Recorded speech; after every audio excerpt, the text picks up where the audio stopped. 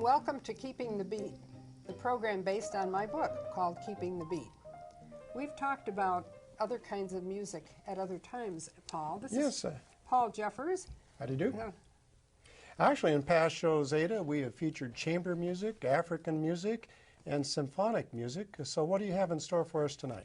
Well, today we're going to talk about music clubs. And when I mentioned to you music clubs, you said, what are music clubs? Are they off the radar? But they're definitely not. And today we have two guests. I'd like you to meet Joanne Mines, Joe, and Joanne Stucca. Joanne Stucca is a past president of the Evanston Music Club, and Joe Mines is currently president of the North Shore Musicians Club.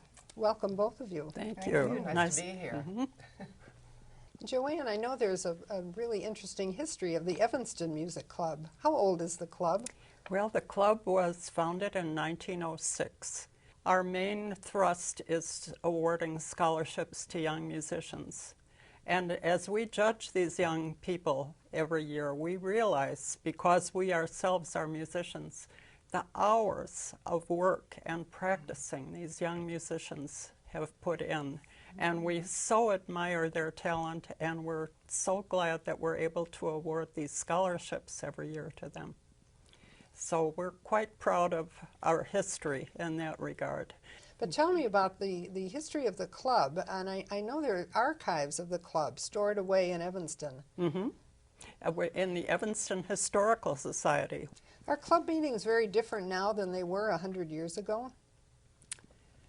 Well, I think I have heard that in the early days they had some very special evening meetings where everybody dressed in formal attire. That's right.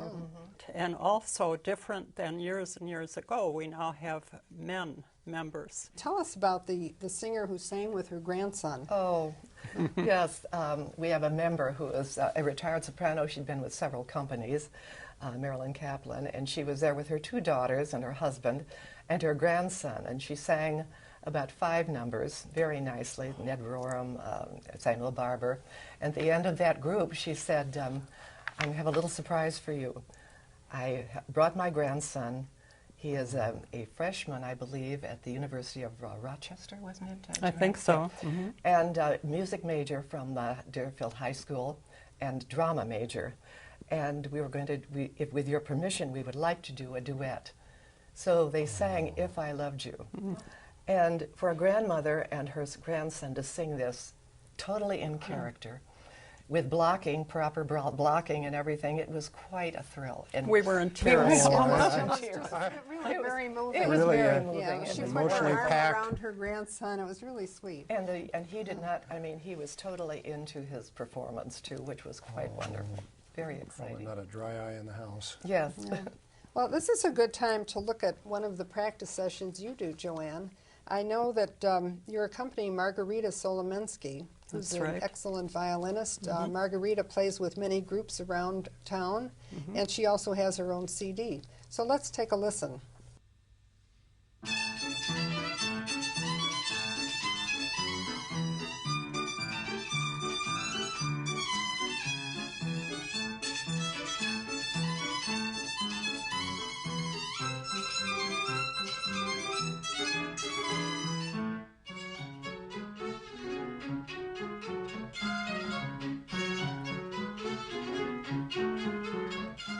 Well, that was a beautiful piece. Could you tell me where you practiced for that, Joanne?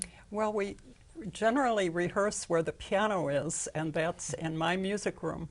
So I look forward to having my musical friends over, and we rehearse for various programs quite often, actually, and we enjoy it very much. But I'd like to ask you to tell us about the auditions. How does one join these clubs? What is the audition process, Joanne? Well, the board of directors meets, during which time prospective members would perform for the board. And they are asked to perform in several different musical periods, Baroque, classical, contemporary. And then they are judged and accepted for membership, and we're very glad to have new members. I remember when I auditioned, it was pretty nervous-making, playing in front of 6 people sitting there. But they've all become good friends now.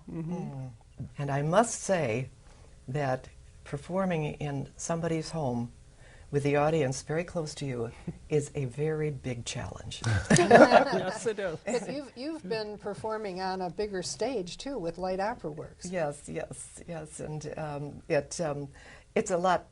It's wonderful to perform in a large organization. I mean, in front of a large audience, and especially in a role that you have an opportunity to develop. But the wonderful thing about it is when you're performing in a situation like that, you can't see the individual people in the audience unless you have very good eyesight. In somebody's living room, you might catch an expression of somebody just looking at you like that and concentrating, but the subtext in your mind is, they hate me, which is not true at all. But it is a challenge, and it's something I had great difficulty doing with great nervousness until I've done it numerous times, and you're able to do it. And there's a lot of physical and mental exercise that goes on here, whether it's singing or playing an instrument, playing the piano. It really keeps you physically fit to do that, doesn't it? Well, it does. In fact, some of the members of our music clubs are past 90, and they are very bright, sharp people, and I think it's because they're constantly learning and studying music.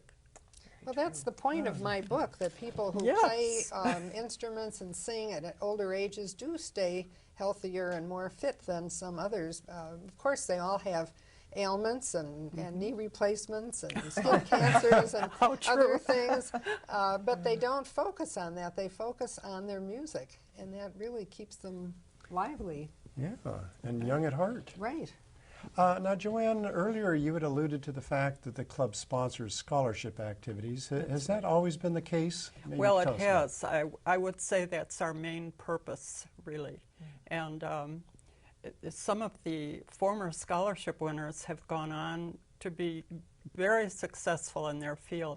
Well, most famous that I know of is your son, who was a scholarship winner. Tell us about him. Well, when he was in high school, his teacher mentioned the Evanston Music Club scholarship competition. And in fact, that was my introduction to music clubs. And now he is a cellist with the Chicago Symphony. And he feels very strongly that this early competition that he won was a great encouragement to him at that stage of his career.